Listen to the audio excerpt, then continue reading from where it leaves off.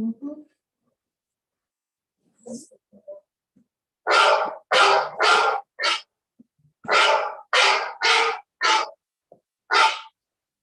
Yes, ma'am.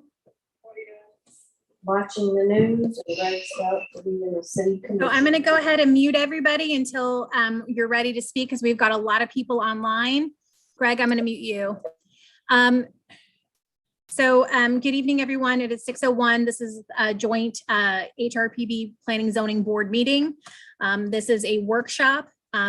This evening, Bill Feldkamp, the chairman of the HRPB, is going to chair because he is in person, and we are online and ready to go. Wonderful. Thank you. Today is Wednesday, February the 16th, and this is a workshop meeting. Secretary, can you do the roll call? Sure. Greg Rice. Anthony Murata. Here. Anthony. Mark Hum. Here. Juan Cotton. I see you. Laura Starr. I see you. Ed LeBlanc. Here. Zaid Shamsi Bacha. Here. Bill I'm here, Feldkamp. Bill Feldkamp. Here. Chip Guthrie. Bob Dorenzo. Here. Judy Fox. Here. Steve Pickett. Here. Ricardo Martin. You have a quorum. We don't really need a quorum for this meeting, but you've got everybody but 2 members. Didn't know if I was muted. Juan Content here. Yes, I have you. I see you. I Okay, know thank you're you. here. Thank you. So the only absences are Bernard Guthrie and Ricky Martin. Ricky Martin. Okay. All right. Maybe at the door. Will you all please stand for the Pledge of Allegiance? I pledge allegiance to the flag of the United States of America, To the republic for which stands one nation under God, indivisible, with liberty and justice for all. Thank you very much. Ms. Siddha, are there any additions, deletions, or reorderings? No, Mr. Chairman, there are not. All right, well, in that case, we are into item A. Bill, could you turn up your microphone? I can hardly hear you. Okay, well, actually, this blue is not lit.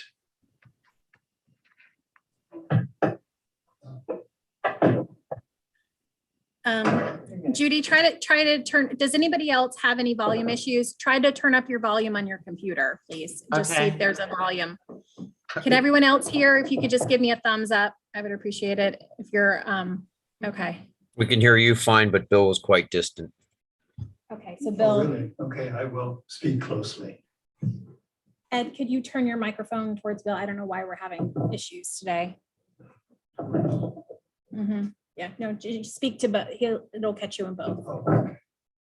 All right, we have this evening, Mr. Dana Little from Treasure Coast Regional Planning Council, who will get us started right now. Very good. I don't have a microphone, so I'm going to do my best to project in a very anti-COVID kind of way onto your microphones. But thank you for having me, and thank you. If anybody cannot hear me in the virtual world, please let us know, and I'll try to raise the volume a bit. But thank you, Mr. Chair. My name is Dana Little. I'm the Urban Design Director for Treasure Coast Regional Planning Council. We've been asked by the city and the CRA to assist the city and the CRA with a public outreach effort, and I'm getting ahead of myself and I'll get into it. I've got a brief presentation for us this evening. But I do want to thank you for taking time to have this joint meeting. It's very beneficial to myself as the leader of the team from Treasure Coast, and I think as cities and CRA staff, that we were able to have a group discussion. We're not intending to resolve anything this evening. I'm not presenting anything to you this evening that would be considered a recommendation or anything.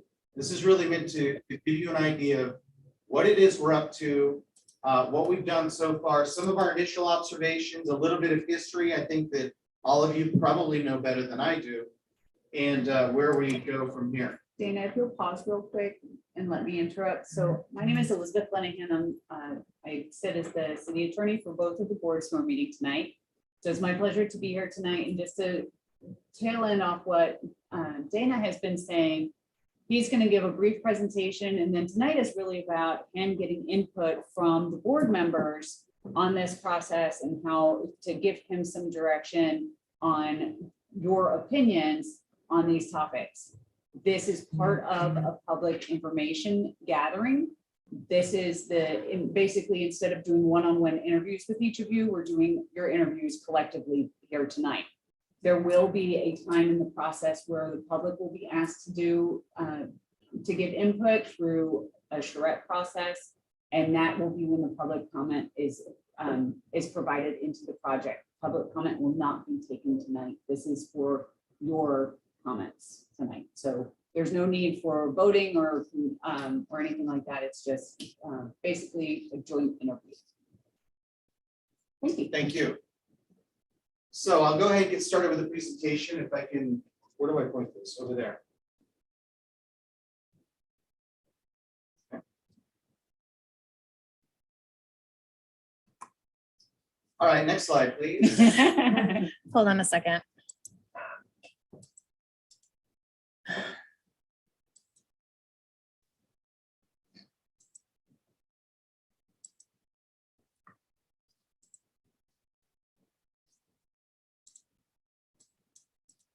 There we go. You ready? Sure. If you'll indulge me for a moment, I figured I'd give you a few fun facts about who I work for. The Regional Planning Council, Treasure Coast, if you don't know, we're a public agency. We are not a local government. We provide assistance to local governments in all different sorts of ways. I happen to be the fortunate one who's in charge of the Urban Design Studio, and I'll talk about that a little bit more. We're a 4-county region. There's 10 regional planning councils statewide. We have 52 municipalities, 2 million people. We're 3,700 square miles. And as I said, we predominantly provide local assistance or technical assistance to local governments. Now, and there you are, right there in the middle of Palm Beach County, the jewel of Palm Beach County, or the Treasure Coast, as I understand. See, I advanced that. We have had, can we get rid of the little taskbar at the top, please? Is that possible? Oh, that's. No. That's right. It's better at the top than at the bottom, I think. So I did want to sort of go down memory lane a little bit. We did our first public design charrette in the city of Stewart in 1987, and that was with the firm Dwani Pledger Zyper of Miami. And that really kicked off the renaissance of downtown Stewart, because back then nothing was happening. And in fact, in 1992, we did the first, Treasure Coast conducted the first master plan for downtown Lake Worth, the first public charrette. And a lot of things actually came out of that: the widening of the sidewalks, there was infrastructure improvements, some changes to the code, et cetera. But I think fundamentally there was a sense that, wow, we maybe have some momentum back towards city dwelling, city living, city building again, placemaking as we call it these days.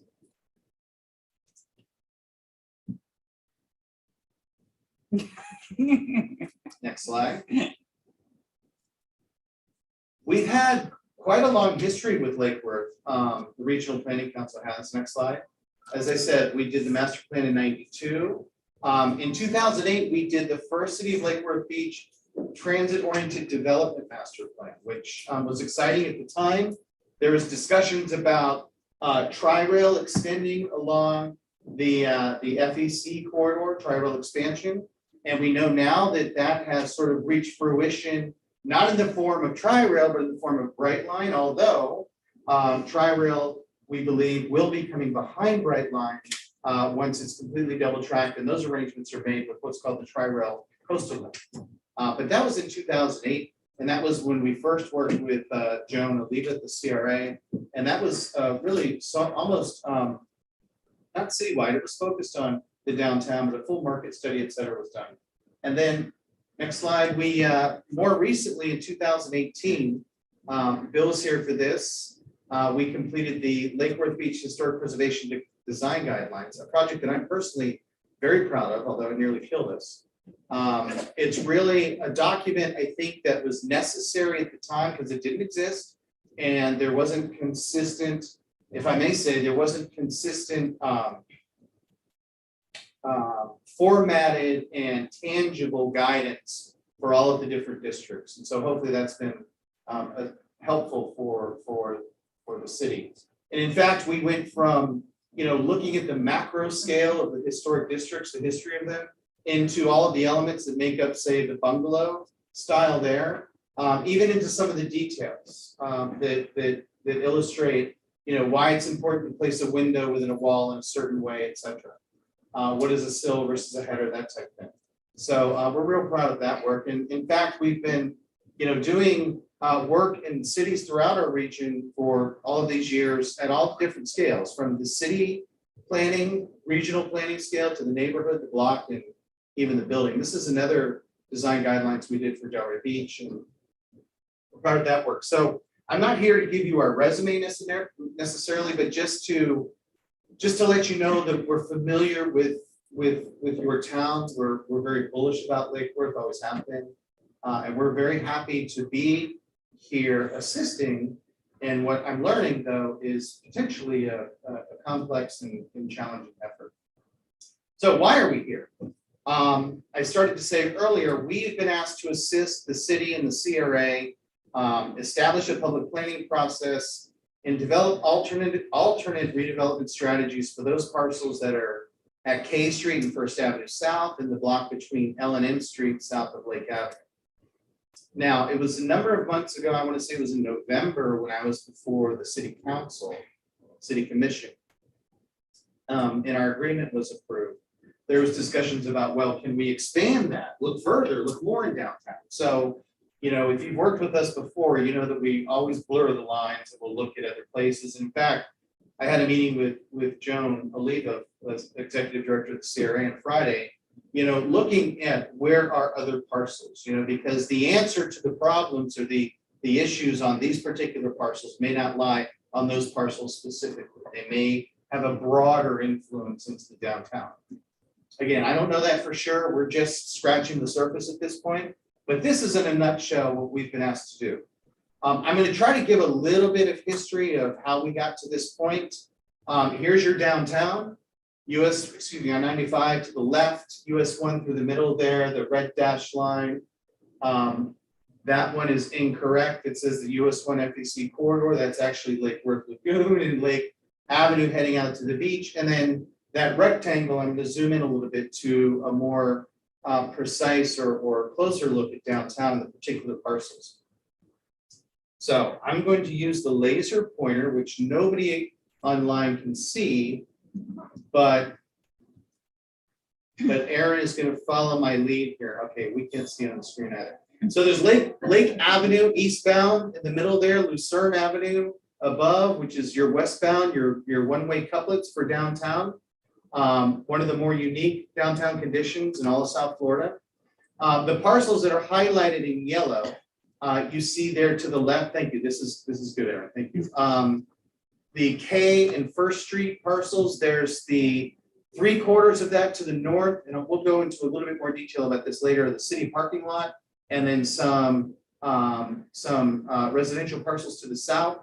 And then if you go over 3 blocks between L and M,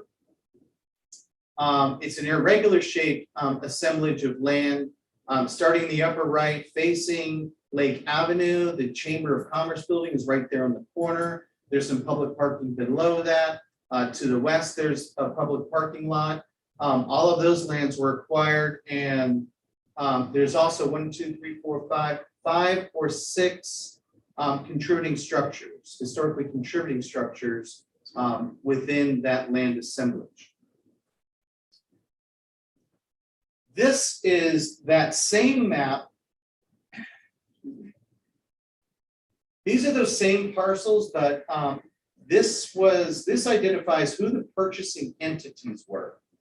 Now, I'm still very much learning the history of this, how we got to this point. But you can see that the parcels were purchased either by the city, which is highlighted in orange, or the CRA, which is highlighted in blue. And this is important because at the time that those purchases were made, and please, anybody who knows more than me, scream out while I'm presenting if I get this wrong. Some of the parcels were purchased with surtax dollars, which have some limitations on what you can do with that land. And we're still running through those restrictions and requirements. Next slide.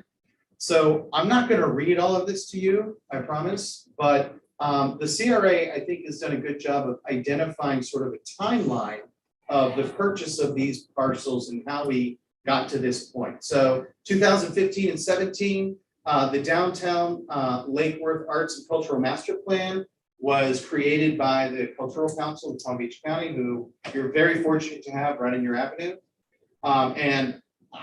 There were many very sound, I think, wise recommendations in that. And not surprising, one of them is let's, get more people living and working and shopping downtown, make it as vibrant as possible.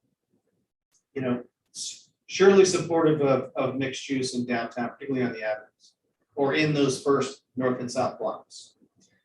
In 2017, in October, the city conducted a parking study.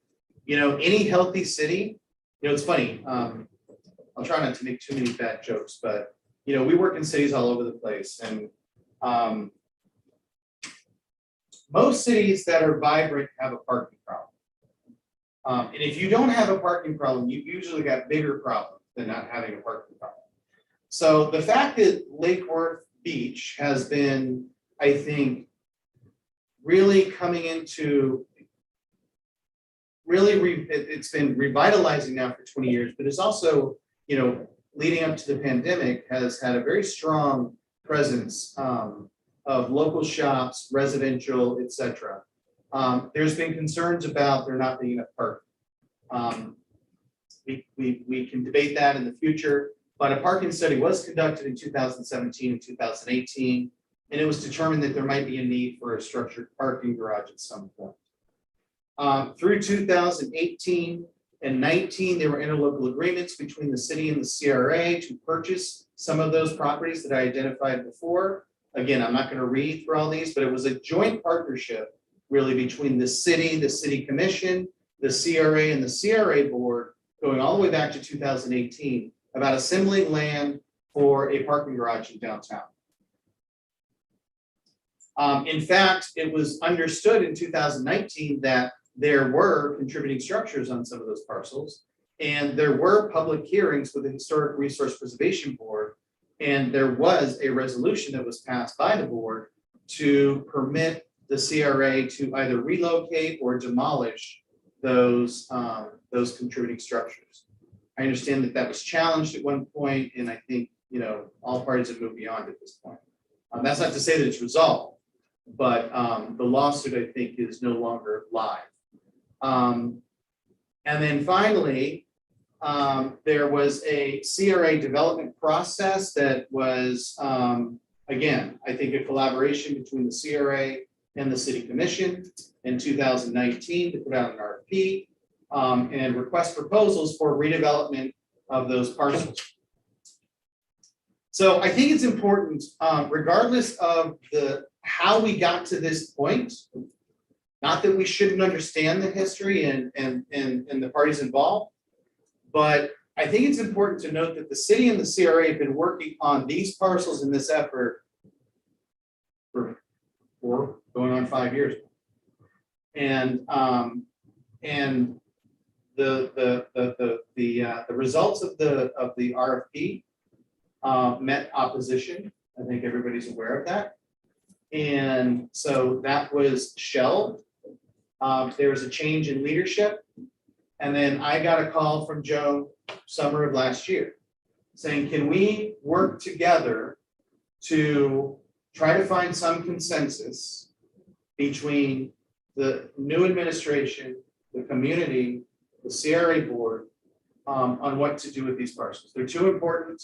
There's complexity to this, as I said, that I'm still trying to understand in terms of the limitations and the amounts that were spent on the different parcels and what can and cannot be done with them, depending upon who owns them, what are the out clauses for the city-owned parcels versus the CRA-owned parcels? To that point, I will show you that the purchasing map is different now than the ownership map. Because the CRA, while did not having purchased all those parcels, is now the legal owner of all those parcels, but for the Chamber of Commerce building up there on the old Chamber building facing Lake Avenue. As I said, there are currently 1, 2 on the L&M. On the L&M assemblage, there are 1, 2, 3, 4, 5, I think 6 contributing structures. And on the K and First Street to the west, there are 3 or 4. I don't know exactly. And because some of them are, whether or not some of the outbuildings are contributing, I'm not entirely sure. By the way, another thing to keep in mind, and this is something that we've discussed internally a bit, is the CRA also owns the vacant parcel at the northeast corner of K and First Street. You see it right there in blue. That's a vacant parcel across the street from those residential buildings to the left. Now, it's I want to just quickly go through this because, you know, as I guess your consultant or as part of your team to help with this effort, you know, one of the, you know, we're triangulating between, you know, administrative, city administration desires, community desires, CRA board desires, what the limitations are in some of the property acquisition processes. But then, of course, there's also the existing land use and zoning and all of that. So I wanted to touch on that briefly, just so you know that, just so you get a sense of what's happening land use and zoning wise. Those of you on P&Z know this better than I do. This is the future land use map for downtown. This is the map that's in the comprehensive plan. Very briefly, for those that don't know, there are 2 primary regulating documents for development within a city. Some cities have more, but the 2 primary ones are your comprehensive plan and your land development regulations or your zoning code. The comprehensive plan will have a future land use map that says from 30,000 feet, we feel like this is these are good uses, maybe 15,000 feet. These are good uses and a good mix and good intensities. So the downtown mixed use land use is all of that pink you see from H Street North to the east, past Federal Highway. The blue are publicly owned parcels at City Hall in the park there. And you can see the 2 sites in question highlighted. That is downtown mixed use land use. So this is a table. I'm not going to read it all to you, of course, but this gives us what some of the base instructions are. When I highlight this, we see, okay, the land use is downtown mixed use. The allowable zoning district, which is the column to the right, downtown zoning, mixed use east zoning, et cetera, et cetera. And it gives you general parameters. For instance, in downtown, you have a maximum density allowed by the zoning district of 40 units per acre. You've got maximum building heights, et cetera, et cetera. The 2 districts that we're really concerned about are downtown and the mixed use east, the MUE. And I'll go into that a little bit here too. So here's your zoning map. And I'm going to zoom in again, much closer. The same general area. So now what you see is that these 2 zoning districts, downtown and the mixed use east, that's an MUE. They are consistent and compatible with the downtown mixed use future land use. That's a good thing. There's nothing in conflict here, which is important. But they have there's a different vision of intensity and densities for the downtown and the mixed use east, although slight. I'll try to describe them, those differences in a moment here. One thing that I think it's important to note is that the downtown, the DT, the downtown zoning district, which is the light pink, which fronts all of Lake Avenue and bends down to First at K and then over at M, it's interesting. Basically, the entire first block from Lake South to First and from Lucerne North to North First or Second is downtown zoning, except for those 1, 2, 3, 4, 5 half blocks there that are the darker pink. That's part of the, I think it was the 2013 Aaron zoning when the zoning was redone. So that's been in place for quite some time. That hasn't changed. I just wanted to point it out that, you know, there are different intensities even for the full block beyond just the mixed use east zoning districts.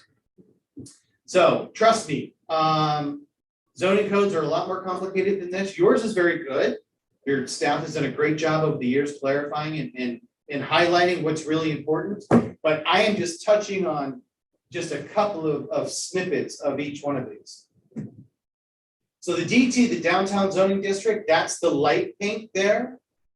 That has a maximum density of 40 units per acre. It has a maximum height of 30 feet or 2 stories. However, there is a series of sustainability bonuses that were put in place, and Eric can speak to those more detailed than I can at this point. But it enables an applicant to increase the building height and number of stories by meeting certain design or sustainability criteria. And if you are in the hotel district, which is east of Federal, is that correct? There's even a way to get up to 6 stories, if I'm not mistaken, with a specific caveat of hotel type uses. These are ways to incent, cities do this all the time. These are ways to decide, we want, at the time that the city of Lake Worth Beach, at the time the city of Lake Worth decided that sustainable building practices were of a very high priority. So incentives were put in to get investors, builders, developers to build with those practices, and the exchange would be additional height and or density. That is not uncommon at all. Many cities will do it for affordable housing. When I was at the city of West Palm Beach in 2000, we actually had to incent residential because nobody wanted to build residential in downtown West Palm Beach. And we did it for a limited duration of 3 years or 4 years, primed the pump, and now you can't build enough residential in downtown West Palm Beach. I'm not taking credit for that, but I'm just saying that cities figure out creative ways to use incentives to get the private sector to build what is part of their vision, what's important to them. Because keep in mind, the majority of the city is built by the private sector. City of Lake Worth, Aaron and William are not building buildings in your downtown. They are regulating them and trying to encourage certain types of growth. But you know, you have to be working hand in hand with the private sector. So mixed use east is the other zoning district you see in the darker pink there, from the alley south to First, from the alley south of Lake Avenue down to First. That has a maximum density of 30 units per acre, has a maximum height of 30 feet and 2 stories. However, with some of those bonuses, you can go up to 35 feet and 3 stories. So notice the difference. It's capped at really 35 feet and 3 stories in the pink area there. And that's with, you know, you're really going from 30 feet and 2 stories to 35 feet and 3 stories. One of the things I hope to do, and I'm getting a little ahead of myself, but we will do when we get really into the meat of this project, is test what are the existing densities that are out there today. You know, because one of the funny things is that, you know, older historic architecture actually tends to yield a lot more density than we think it does. We think it's a bunch of old 2-story buildings, you know, but a lot of times they will yield higher densities than we are accustomed to, especially when you consider that their lot coverage often is much greater than what's currently allowed today. And oftentimes their setbacks may be, you know, much more reduced. So we're going to test and see what's out there today, just to see, you know, to get a sense of what the options are. There's a maximum FAR in each one of these. For those of you who don't know, that's floor area ratio. If I've got a 10,000 square foot lot and I've got a floor area ratio of 1, that means I can build a 10,000 square foot building or a series of buildings. It's kind of simple math. It's one additional tool to to regulate massing and building styles. So that's enough on the regulations. Now, this is important too, very important. This is the outline of the Old Town Historic District. It's kind of interesting, irregular boundaries. I noted that, you know, it's straight across on First Avenue South, but it sort of undulates more on the north side of Lake. But we will also, of course, be paying, as we get into this effort, be paying close attention to what those historic preservation requirements are. I just want to run through a few slides here. These are excerpts from the RFP that went out in March 2nd of 2020, right in the middle of the pandemic. You'll notice there were 3 sites that went out as part of the RFP process. Site 3 is the pink one in the upper left there on the left-hand side. Site 2, and then site 1 is the assemblage between L and M. This is site 1 from the air. This is the actual page that was part of the RFP identifying those lots. And you can see, you know, some of the buildings to the left are considered contributing structures, and some of the buildings in the middle of the block are also considered contributing structures.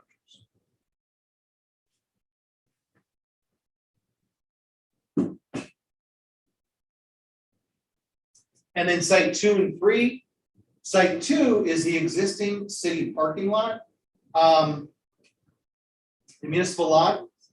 And that was the candidate for some exploration of a municipal garage. And some of those plans were actually part of the RFP as well. And then site, well, I'll back up real quickly. One of the things, and we've talked about this a little bit, you know, because there are municipal lots scattered throughout downtown Lake Worth, which I think is fantastic. Plus, you've got continuous on-street parking, all of which adds up to a lot of parking. Now, it's not all in front of 2J's, or it's not all in front of, you know, your destination. So sometimes, you know, you might have to walk a little bit, and then there's concerns about neighborhood intrusion, et cetera. I'm not here to say whether or not there's a deficit of parking right now or not. I think it's hard to tell right now, coming out of the pandemic and what's going on. But, you know, I think we need to be careful about ending up with any net loss of public parking. And so that's something to keep in mind, I think, moving forward. You know, that can be debated both ways as well. But this is a municipal lot that's serving an important function right now. And that was part of the RFP, if I get this correctly, Joan, as part of, you know, the expansion potentially all the way down to First as a municipal garage. You'll hear me say this when we get into our charrette process, probably, especially with smaller towns like Lake Worth. You know, I am always loath to recommend that you go out and spend millions and millions of dollars to structure parking lot. I mean, I think that should be the last alternative, my personal and professional opinion. But as I said, I don't know, you know, the status of the existing deficit of spaces within downtown. But I will tell you this, I would recommend that there be other parking strategies in place, which are hugely unpopular, which would be metering spaces to actually afford, you know, municipal enforcement. We find many times that, you know, and I'm not saying this is Lake Worth, but I've seen it in West Palm and other cities. You know, shop owners will say, well, what are we going to do about parking? Because, you know, nobody's coming to my store, et cetera. And meanwhile, all of your employees and you are parking in front of your store on street spaces.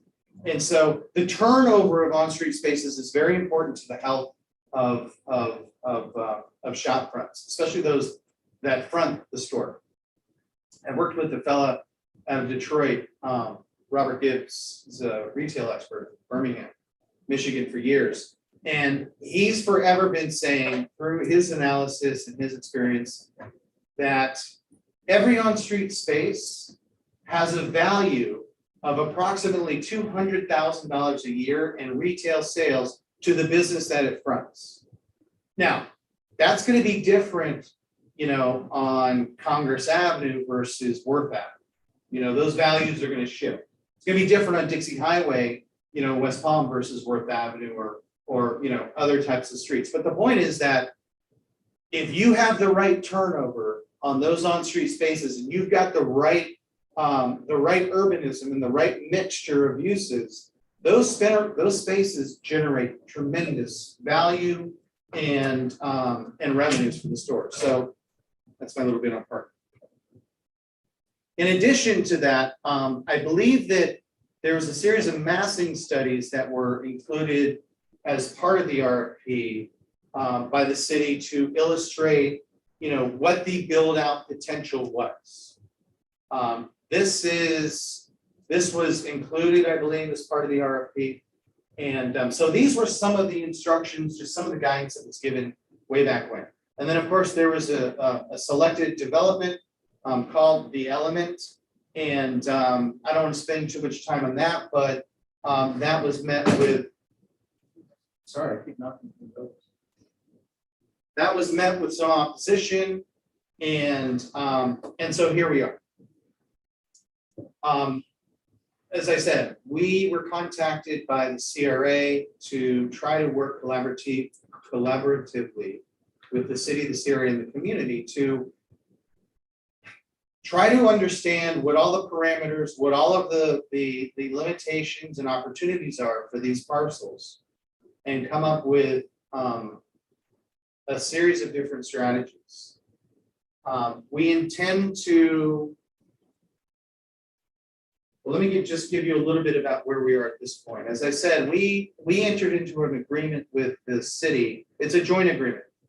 Our client effectively is the city who's managing us day to day. However, the CRA board, the CRA is paying for this effort.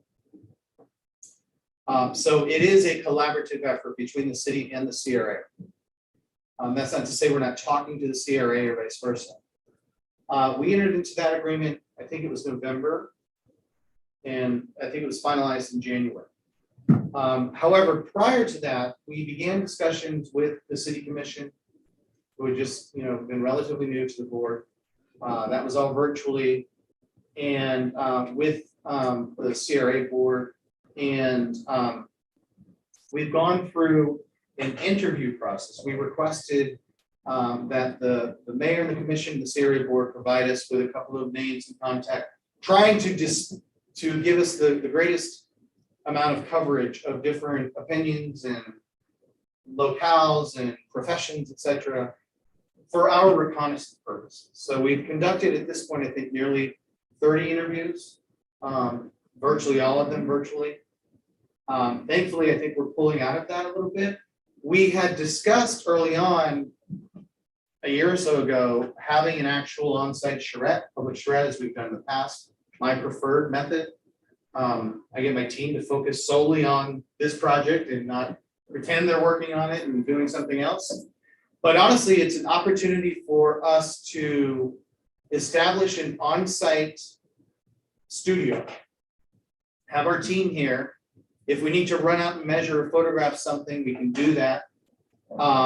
But most importantly is that the doors are open to the public. And so we encourage everyone to participate at their leisure throughout the course of that charrette.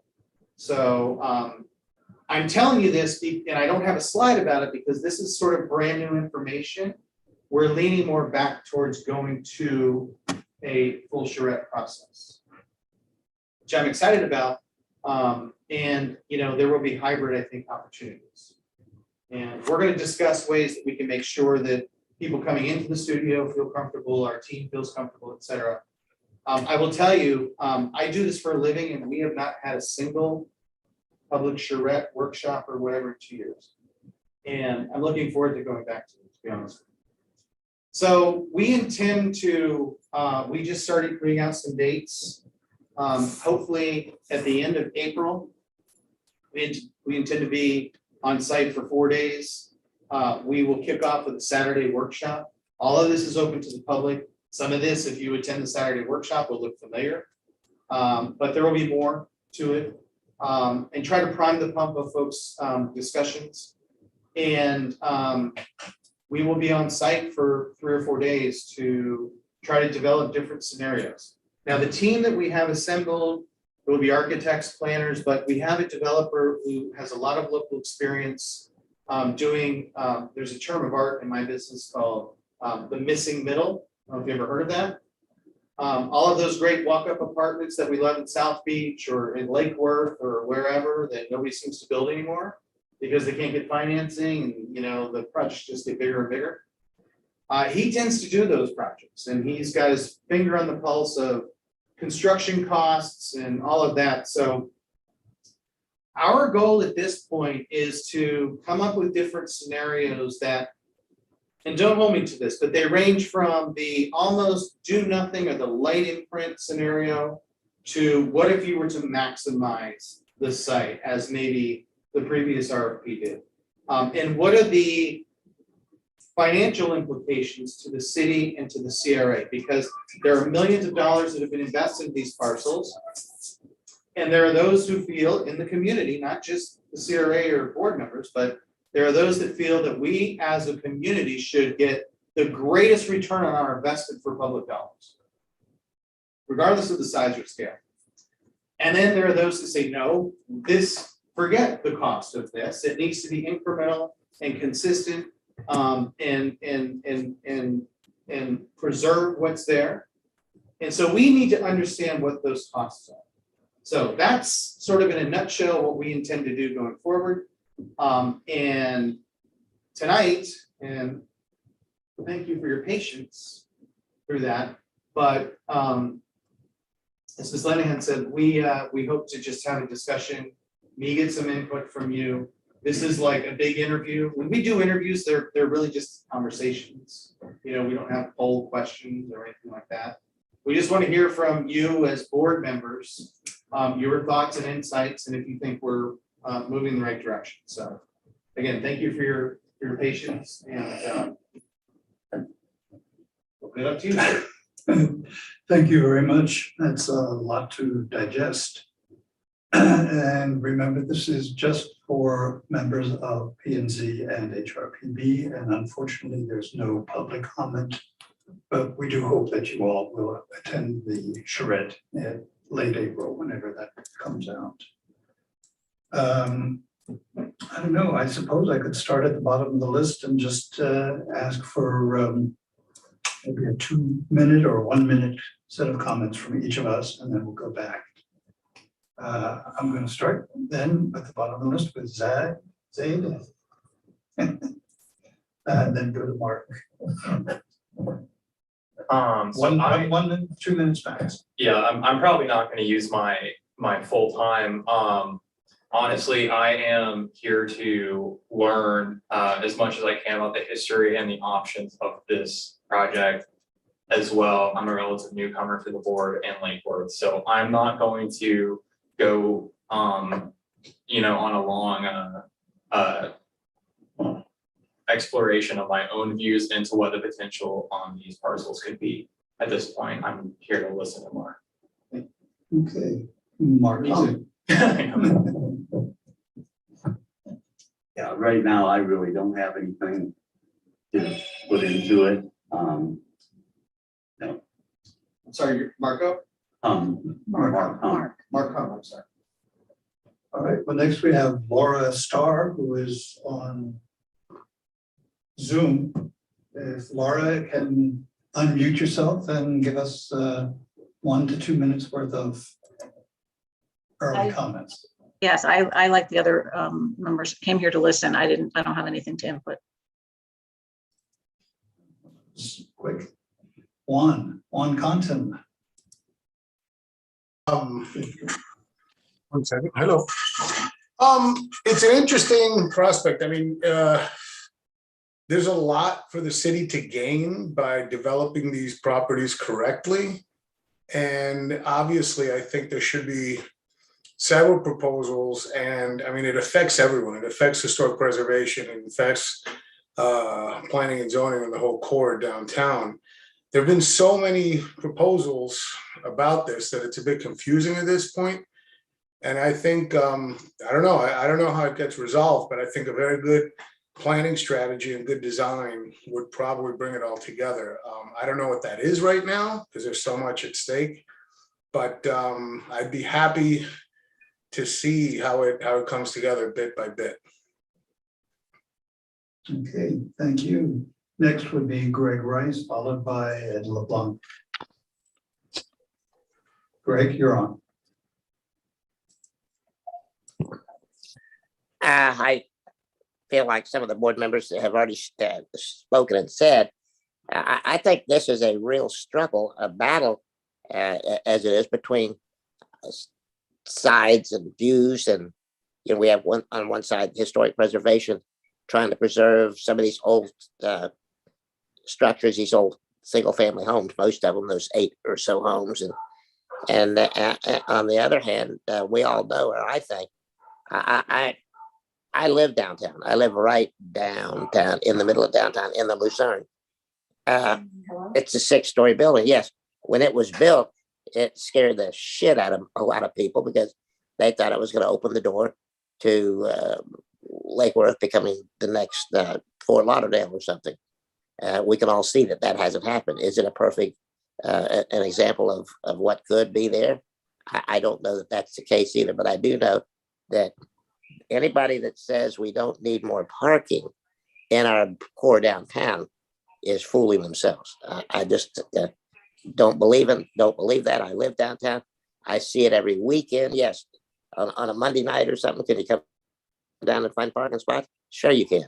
Maybe not right on Lake or certainly Lucerne, but now Lucerne has started to get a pulse and started to have a life of its own. It's not there yet, but it is starting. So this is going to be a big endeavor and a big responsibility for the city to wrap their arms around those things that we do need, and those things that we would like to have, but do we need them all right here? So that's my view. Okay, thank thank you very much. We'll come back after this first round and see what people are feeling. Mr. LeBlanc.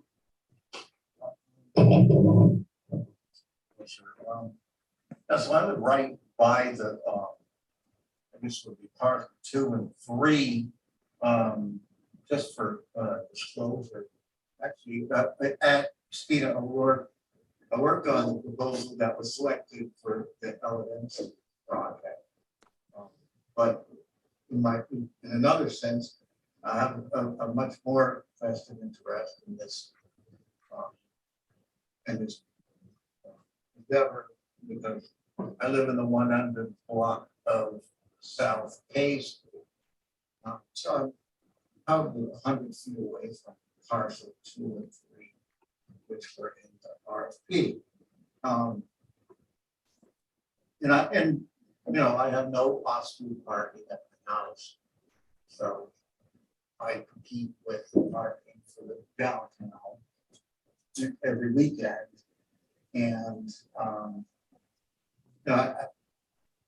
while that is sometimes challenging, I really don't feel that we need more parking downtown.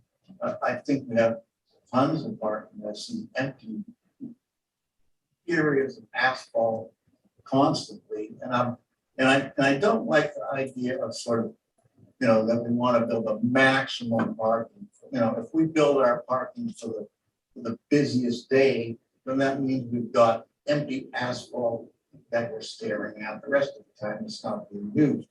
So, I think there's a give and take with parking. I understand the businesses need parking, and I feel that we need to accommodate that, but we need to try to be creative.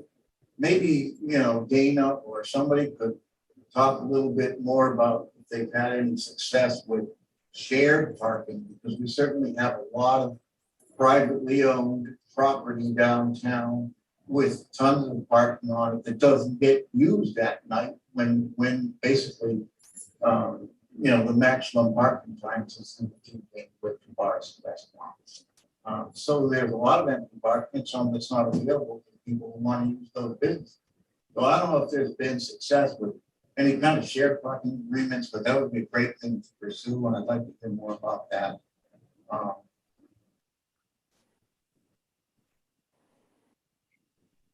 The L&M Street thing, I just feel that a lot of people in our town kind of like the scale of downtown, the way that it is, and so when they see that big thing, they kind of got scared and they don't really want to see us going towards the density of like a downtown West Palm Beach or downtown Ray. But I think there's a great opportunity for developing those properties. But also, you know, with this RFP from day one, I was confused about the connection between parcel 1, parcel 2, and parcel 3.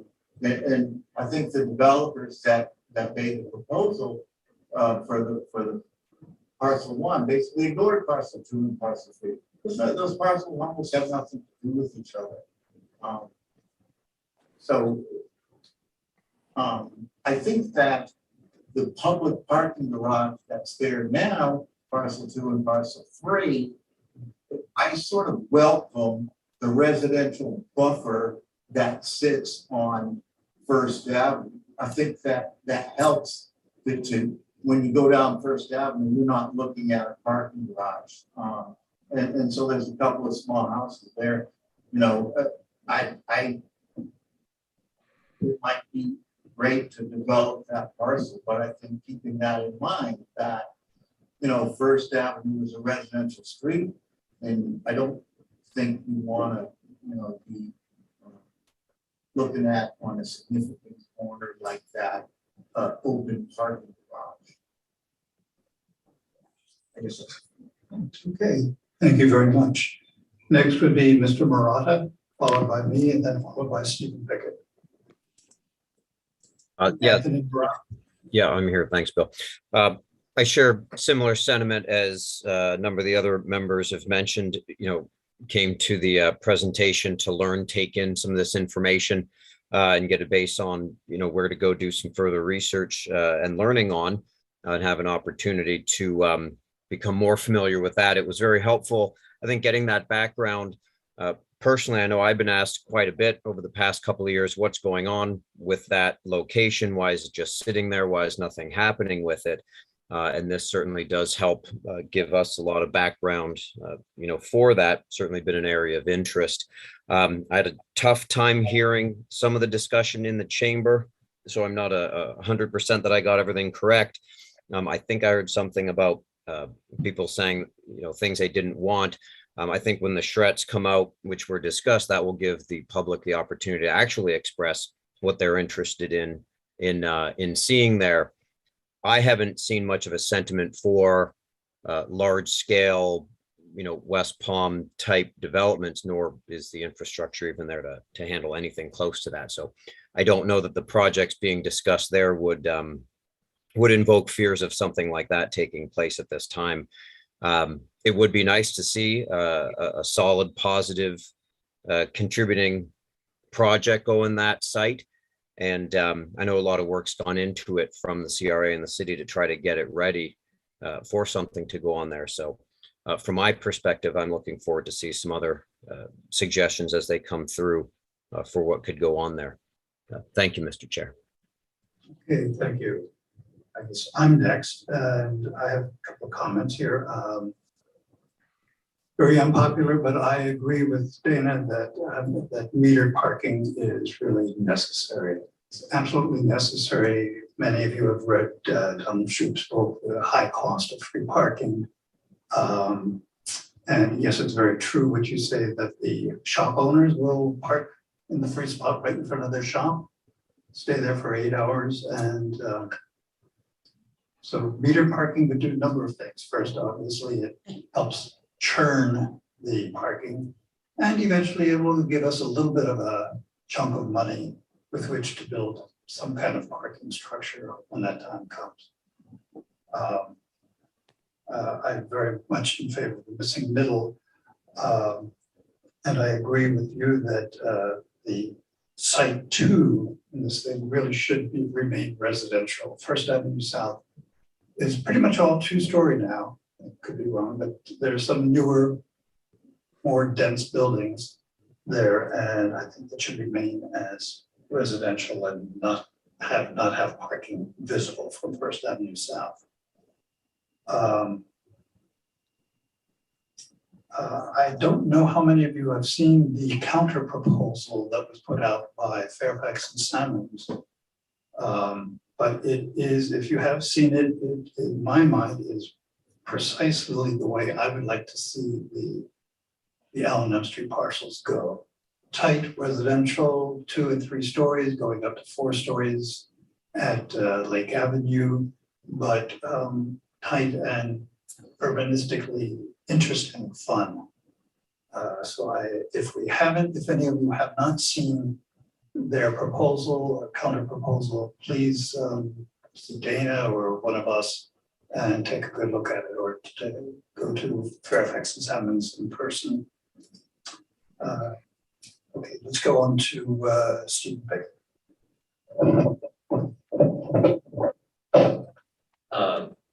I think I echo, along with the rest of us, a lot of the concerns that there are with the intensity, and I personally haven't experienced a huge parking problem, but I would be more, I think, inclined to see some sort of a parking study, some sort of a mobility parking strategy going on. I think there's a lot of good ideas here about sharing parking and being more strategic about our parking as opposed to building something that's could potentially be the largest structure in our downtown. If it's, our garages tend to be pretty large and monolithic, and I don't think that's really the image that we want to have for our downtown, is having this one large parking garage down there. So as far as the LM, I don't know where the other parcels go. I think they are a really great opportunity to be another start in being a redevelopment downtown. And I'm not saying redevelopment, the fact that there's a lot of things that need to be replaced, but I've been here long enough, haven't lived in Lake Worth for years, but I've come down and been in Lake Worth for years and seen the cycles that it goes through, and it always seems to just kind of get there and then it doesn't get over that hump. And I think that if we do these parcels some justice, and if we do it correctly, that they could be a real good jumping point to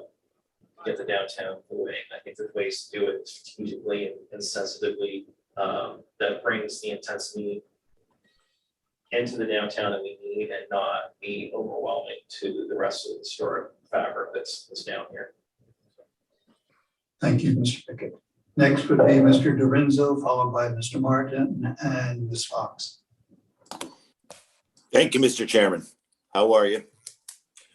I appreciate the presentation. As far as my opinion with parking, I believe every municipality has their issues with parking. It just depends on who you talk to. And I believe as our city, we do have our challenges as a little city with a limited budget. We need to do something, maybe a study.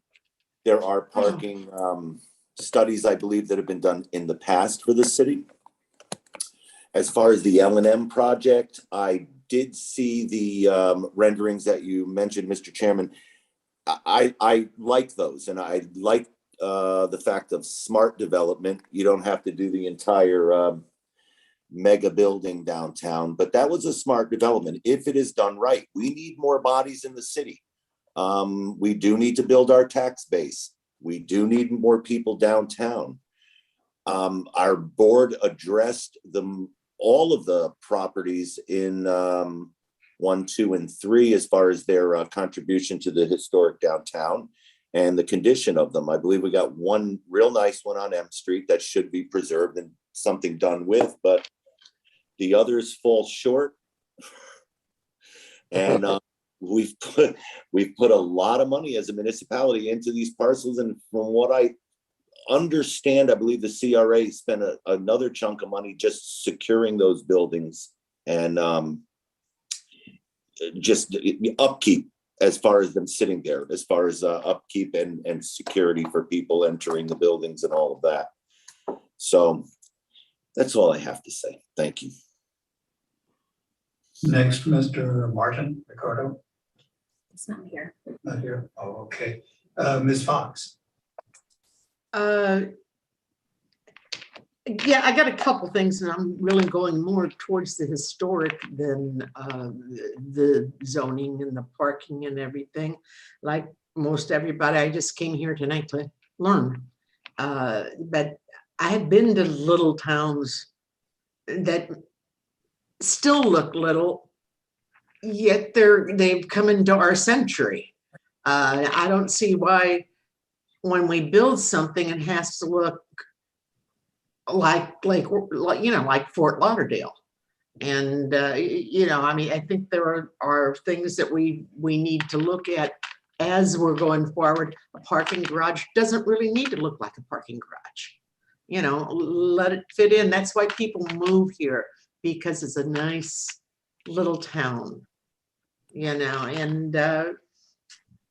I don't know how many more studies you need to do one thing. Since I've been here, I've been to about 5 of these charrettes, and I've never heard anything from them. So if we're going to have a study, let's have a study and let's do something. That's all. Thank you. Thank you. Starting back with the same group, are there any additional comments that come to mind?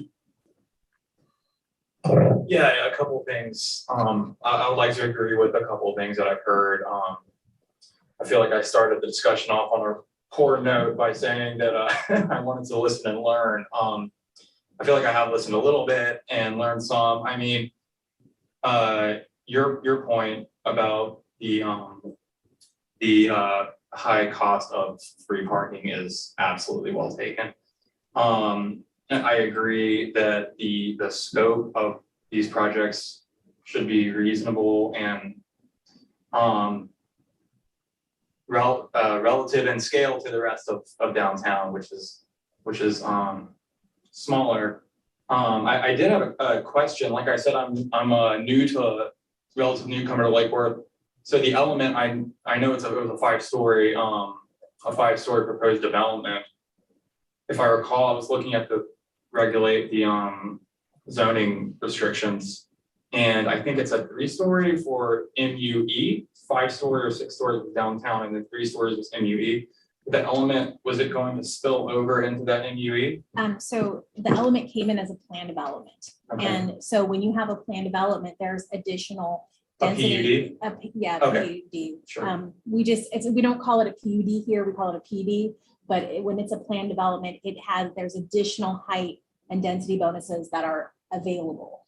But what that does is that planned development process has to be approved by the city commission. And it's done by ordinance, and there are 3 public hearings and a public outreach component. Yeah, So they're that's common. They're common. yeah, I understand. so that's where that difference is. What Dana was showing you was where you guys have your role, where you approve developments. If a development comes to you all as the HRPB or the Planning and Zoning Board as the final approval authority, those will be the limits related to the first tier of sustainable bonus that would come to you, which you all would have the authority to approve. I would certainly just opine from this, obviously 30,000 foot perspective, that something along the lines of 2 or 3 stories seems much more reasonable than 5 or 6 in these parcels. I have to agree, if I can interject here.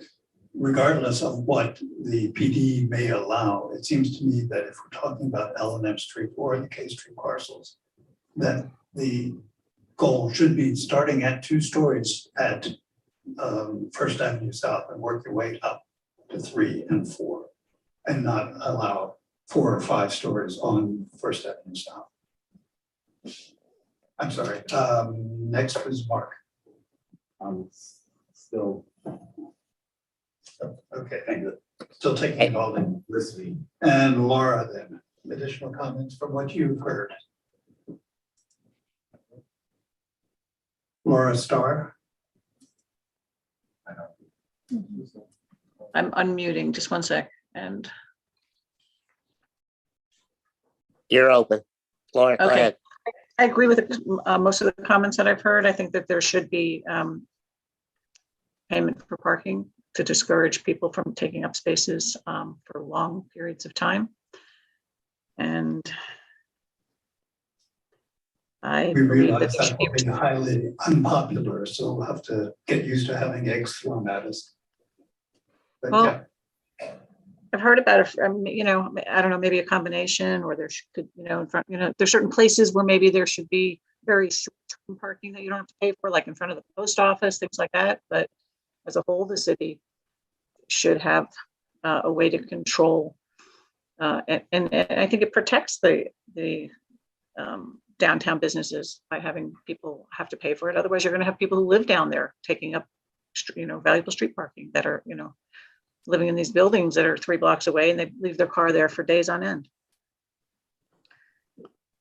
I believe that it should be responsible to develop. Yeah, Mr. Little. Go ahead. Somebody, I don't care if anyone interrupts me. I heard someone speaking, so I don't mind. Go ahead, whoever it was. I'm sorry, I didn't mean to interrupt you. This is Dana, Treasure Coast. That's okay.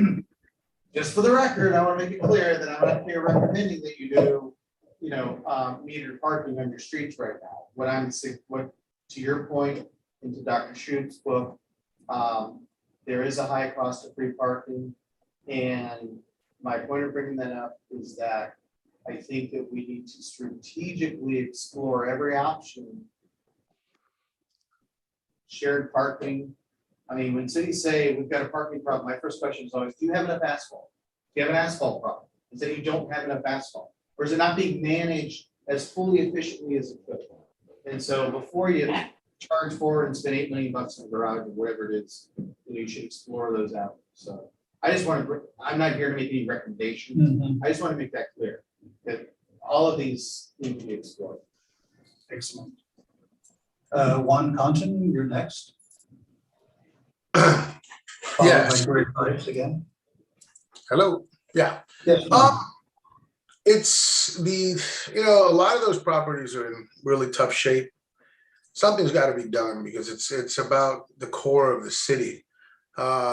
Undoubtedly, parking has to be provided for one way or another, hopefully in the core of the city. I mean, if we look at similar cities like Del Rey that had a massive explosion of development at one point or another in their core, their biggest problem right now is parking. I mean, I stopped going there for dinner because the parking and all those issues that it brings, lack of, are horrific, and it causes a lot of bottlenecks and things in it. I think a competent group of architects or urbanists that put together a nice project there could really bring a lot to Lake Worth. And on top of that, I don't think that it really has to not agree with, I think the historic preservation part of it could be handled correctly. If you look, again, Del Rey, places like Key West, they've done this successfully. I don't know if we've looked at some of those things that they've done, but it would be worth looking at some of those cities and how they've done that successfully.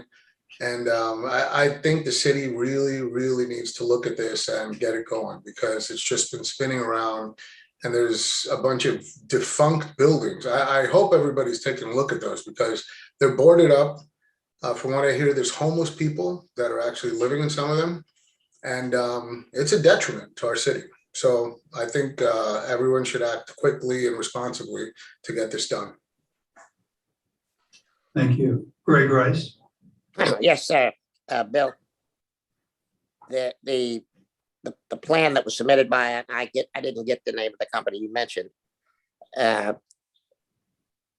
the city have a copy of those? Does planning and zoning, an HRPB?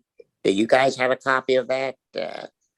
Where could that be seen? Because I don't think I saw it. A copy of what, Greg? The Fairfax and Salmon's counter proposal. Did you hear, Aaron? Is that what you're talking about, Greg? Yes, yes, it is, Bill. All right. The counter proposal. Well, is there a way to circulate that among the sure. two boards? Sure. If you want to email it to me, we can certainly send it to other folks. For sure. Okay. Yeah, I never saw that, but I want to say this, that these 6 to 10 or so historically significant or whatever structures that we're talking about here. I'm a landlord. I've been a landlord for a long time. It is not an easy job to do. Our city staff doesn't have the ability to manage 6 or 10 more houses for the sake of preserving those 6 to 10 buildings. And so, but that's a separate and a side deal. I think that's, we know who is ordered this new round of things that you're doing right now. And as a result of that, you guys have to, and we know you are, you have to be ever mindful of who's paying your tab for being here tonight and for the next several months or whatever. But at the same time, there are those in this city that believe that the cities should do what cities do well. And I think that, we know, pick up the trash, keep the lights on in Lake Worth's the situation, and a few other things, and then try to rid themselves of trying to solve everybody's problem by wanting to handhold or what have you, everything that's going to be done in those 10 houses or 10 structures that we're talking about. I think we're spending a lot of time right now talking about them, and I am too. I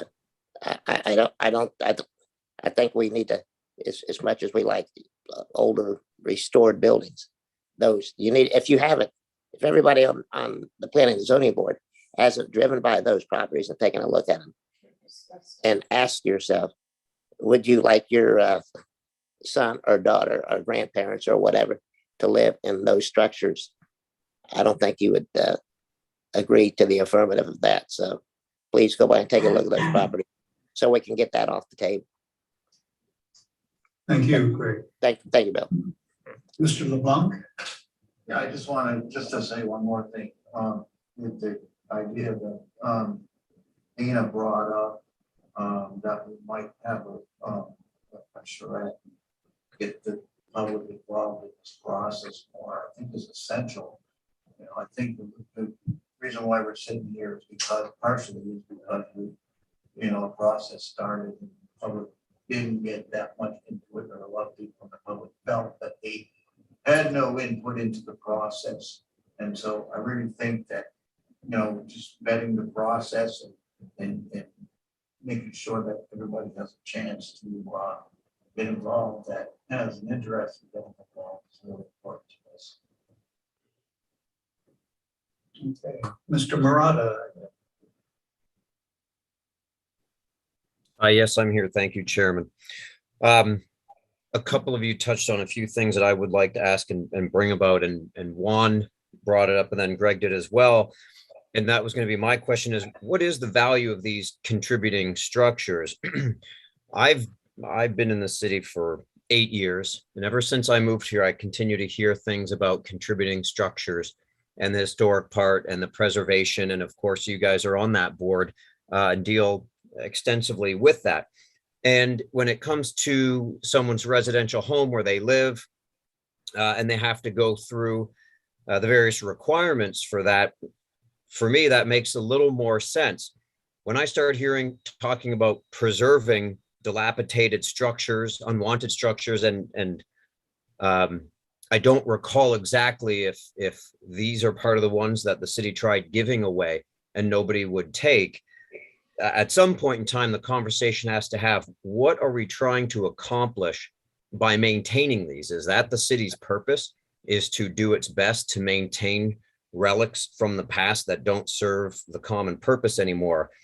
What value are they providing the taxpayers in the trade-off of the efforts to maintain these and keep them in existence versus the tax revenue that would be generated, the traffic, the ever so important density traffic that's been talked about extensively by our elected officials for many years, that the studies state we don't have enough to maintain our downtown. So I think to summarize that, the discussion have to be is, what purpose are they serving and what are they displacing that the city may need more? That would be one part. The other part, and Chairman Feldkamp, I would direct this to you for some information. You'd mentioned, I guess you called it an alternative proposal, or a counter proposal was the term that you used, from some Fairfax and Salmons. I have not heard of this whatsoever. It hasn't been part of our meetings yet, so perhaps I missed that one, but you're definitely familiar with it. Would you kindly bring me up to speed? Who in the city commissioned this counter proposal? And what is the origins of it? Okay, I'll butt in here. The counter proposal was done by a neighborhood group for free, I assume, and it was not a legal submittal. It was some neighborhood folk saying, this is what we would rather see here. And it is a low scale 2- and 3-story project, 4-story on the thing. And I think probably the best solution, Ms. Sita, is to put that proposal on the web for. Sure. And I'll just say it was a conceptual rendering. There was no parking, there was no impervious standards. So it was a concept. Yeah. Okay, so it was a concept, and I'm just trying to learn a little bit more about this again, because this is the first I've heard of it. I mean, if I heard that correctly, Chairman, you said it was put forth by a neighborhood group. So if I'm to understand, then that means this was an unsolicited item, and I just heard that it was a conceptual rendering. Do we know who paid for this, or do we know where the authors of this came from, if they have financial ties to anything in the city? Okay, you are correct. It was a neighborhood group. It was unpaid, and the architects who did it are here in the audience. They did it for free because they felt strongly about downtown. It is more than just a rendering. It is an entire, they give numbers and figures, and I think they did a good 60 units or so of residential and the proper parking. And I think we're going down a very big rabbit hole here. Mhm. This was one concept for one of the parcels in the downtown. This is for a study area of the downtown as a whole, including that particular parcel. We're happy to share that concept, and if it benefits you and it interests you to see it, then you can look at it. And then if it's something that you want to provide individual feedback for on a charrette, you're welcome to do that. I'm sure that I know that the neighborhood group folks will probably be in attendance to the charrette, but we're getting very specific on a concept when that's not what we're here for. Okay, thank you, Aaron, for clarifying that. The way it was presented, I thought we had overlooked something that was part of all of this. So I appreciate you clarifying to exactly what it is. Thank you. That was it for my questions. Mr. Feldman, if I may jump in again? Sure.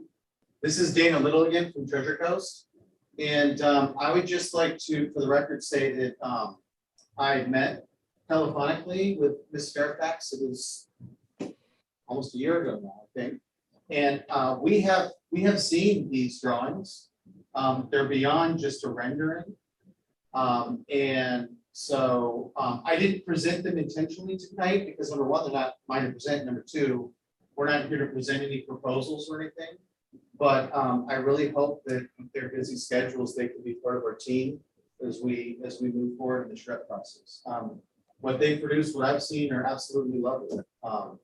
But you know, that's neither. You know, we have to go through this process to understand all of the implications of. So I just wanted to make it clear that we were aware, is aware of that work. okay, great. All right, well, I'm next on the item, and in response to some questions about the historic preservation, Mr. Little and I were involved many years ago in a downtown West Palm Beach charrette, at which historic preservationists wanted to save the Pennsylvania Hotel, and we were firmly rebuffed by the merchants in downtown who said, if you want to have historic preservation areas out in the residential areas, that's fine, but don't mess with us in downtown. That's what happened in West Palm Beach, just putting it out there. The only other thing I wanted to say is that interestingly, when the 3 proposals came out of the RFP for the Element Street project, I don't think any one of the 3 did any work on parcels 2 and 3. And it brings to mind the question of, well, eventually, as we get some more parking in downtown, do we want the parking to be centered over there towards J and K Street? That maybe that parcel 3 becomes something of a parking garage, or do we want to try and get it in involved in other parcels that the city is taking. I don't know the answer. There, okay, who's next? Mr. Pickett, followed by Mr. Dorenzo.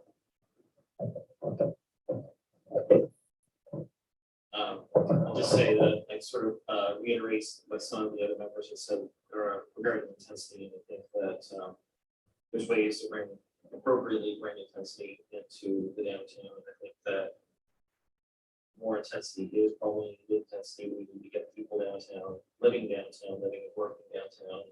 I think that's something that's lacking. It's just observationally seeing some of the historic photos of Lake Avenue and Lucerne and that from back in the day or whatever, it almost seems like downtown is actually less intense than it used to be. There's a lot less two-story or multi-story structure there, and the story that is here, it doesn't seem to be used a lot. It's underutilized. So I think if we went back and looked into the history of the city or whatever, we'd see that there was a much more intense and vibrant downtown than we are actually experiencing right now. So I think there's an opportunity to take some of these parcels and we can sensitively, deal with the historic structures that are there. And there may be some that are warranted to preserve. In my mind, it is important to preserve historic structures, but sometimes just because something's an old building doesn't mean it's valuable. So that's something that needs to be looked at to see whether or not these structures really warrant preservation, and it could be completely inappropriate to relocate them and use the parcel areas that are there now for something that's going to help the city grow and grow in the future. So that would be the direction. Thank you very much. Mr. Dorenzo, do you want to build on that or go in another direction? Well, no, thank you, Mr. Chairman. It comes down to it. Majority of those structures are nasty. I've been in a lot of them through the years. They were nasty. I've been here almost 30 years now in our city. They were nasty then, they're nasty now. We offered them. Nobody wanted them. I think if you try to move it, they're gonna fall apart. We went through that with our board. We're a city. And Mr. Rice knows, we've been here a while, well, half the boards know. When we start hearing these charrettes and let's have another meeting and it reminds me of years gone by where we accomplished nothing. It took forever for us to get our LDRs in place, all that, the height restrictions, all of that. We need to act as a municipality. We need proper, intelligent growth downtown. The proposal you were discussing before, I saw it, it was awesome. We're a little city, but we need to act like a city. Otherwise, change the name to village or something, because we always get to that point. And then there we are. Here we are. Here we are. That's all I got to say. Thank you. Judy Fox.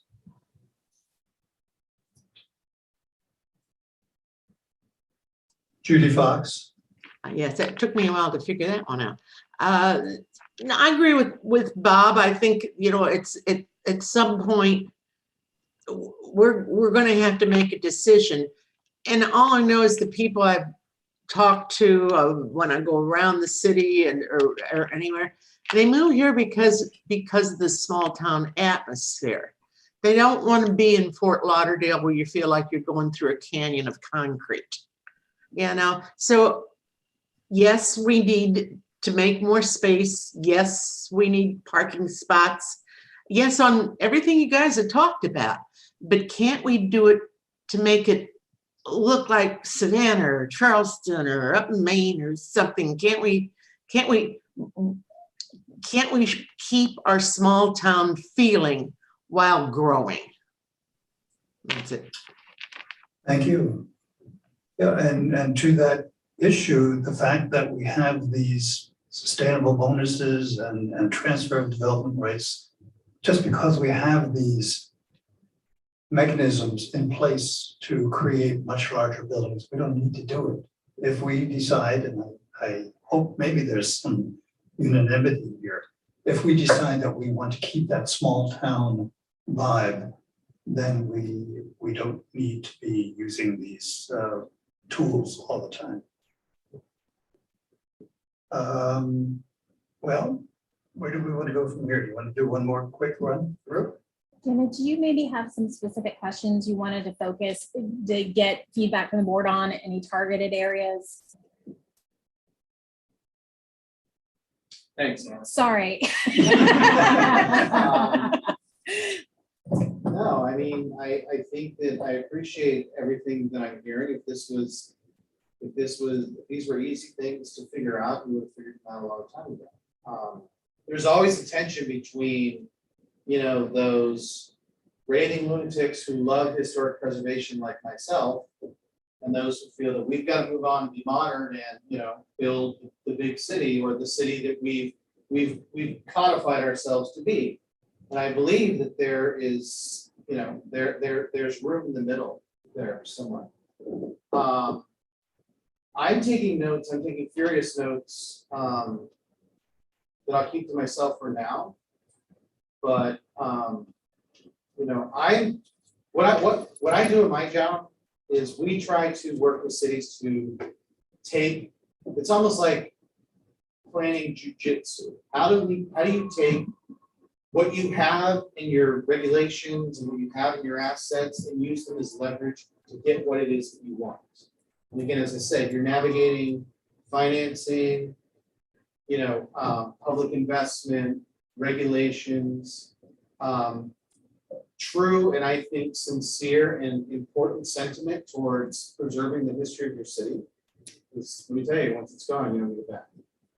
Even architects like yourselves will tell you, you can't really build those back. So no, I'm happy to be here. Like I've said to Joan many times, thank you for another suicide mission in Newport Beach. But I do, again, I don't have anything really specific questions. I want to ruminate on what we're hearing this evening. So. I have a couple more things to talk about. Parking, getting back to parking. I reread the 2018 parking study just yesterday and today. It's long. And they claim that we need, even today, 160 additional parking spaces. Now, whether that's the right number, I don't know. They go further to say, well, if the currently vacant buildings are built up, then we'll need 200 spaces, whatever the numbers are. And on the other side, we have street painting festival every year with what I'm told 100,000 people coming into this town, and somehow everyone manages to find a parking space. Do they have to walk 10 blocks? Probably.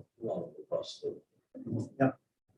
So again, the parking issue, how many spaces do we need? Can we pay for it by putting in the metered parking? And that's all part of the parking study in Stanley. They get into specific numbers.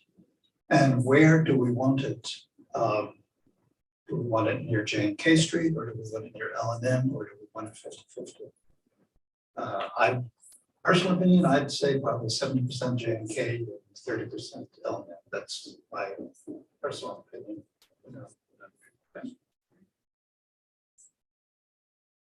Do we want to take one last run through comments? Bill, can I say something? Sure. You mentioned the Street Painting Festival, which is coming up actually weekend after this weekend. Yeah, and I've heard that same 100,000 people that will be through here over the weekend. It's our premier, or it used to be. We'll see how it pans out after this pandemic, but it was our signature event in Lake Worth. And yeah, people seem to find a place to park, but we don't realize too is, yeah, they had to get creative. I sit on the board of the South Florida Fair. We've had to do that same thing when the fair rolls around, when we have off-site parking and free shuttle buses that run from this mall parking lot to to this location or that location. That's a little extreme for what we're talking about here on a every weekend basis right now. Hopefully it'll get a lot worse in a quicker period of time than most of us would like. But that's how those things were solved. And I don't know that we as a city can get that extreme, but I would like to think that Anybody that says we don't need more parking, especially on the weekends or special event weekends and that kind of thing, we're really, I think we're denying the public the job that we were put up here to do, to say things like that when there really is that need, I think, in my opinion. And I've lived in Palm Beach County all my life. I'm 70 years old, so I've seen Lake Worth come, I've seen it go. So that's let me turn this phone up. That's my view on that. Some towns like West Palm have Molly the trolley or whatever it is. Did we ever have a study as to whether that would work around here to expand the walkability to downtown? I've never heard of one, but I do know that a lot of cities have tried all kinds of things, trolleys and the extended electric carts, kind of big golf cart kind of things and all. And it seems most of them last until their funding source runs dry or whatever, but they're not sustainable because it still costs money. After they've gone through their sponsors' money or whatever, they come to find out, like every city does, that this just doesn't work every day, 12 months out of the year. Trolley for like $1, didn't we, Greg? You remember that? We used to have the beach trolley for $1. Oh, yeah, We go all around town. And then I Yes, think we all the did. funding ran out for that. And it does in every city, like every city. Many cities, in South Florida, at least, tried the trolley route. And you're exactly right. Mr. Rice, when the funding runs out, a lot of them go away. Two of them, West Palm has tinkered with theirs forever, but they've got a critical mass, so they're kind of seat. And they've tinkered with the types of vehicle, open air and closed, et cetera, over the years, the routes. And, pouring a lot more people into town has helped. It's no longer just a holiday ride. And then Coral Gables. I want to remark on Mr. Dorinzo's comment that time is of the essence. These parcels have been vacant for years. It's a black hole in the town. All of the charrettes we have don't get it done any faster. So whatever we can do to speed it up. Other comments? Open it up to anyone. Anyone have anything to say? I would just agree with that does need to be set up. We need to have to do something with moving a lot of sort of hole, like you're saying, a hole in downtown. We need to.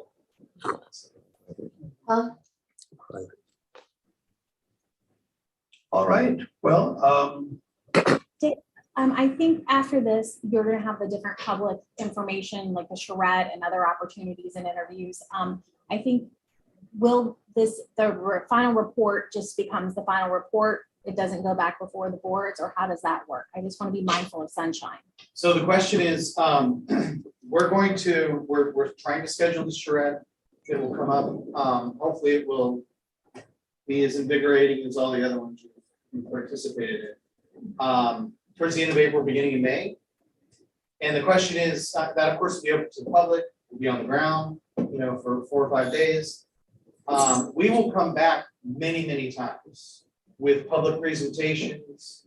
In fact, at the end of those 4 or 5 days, we'll give what we call a work in progress presentation. So we'll start on Saturday, get a bunch of input. We'll have our team working, on site. Actually, it'll be at the CRA building, we think, but open to the public. It's a big open space. It's a studio space.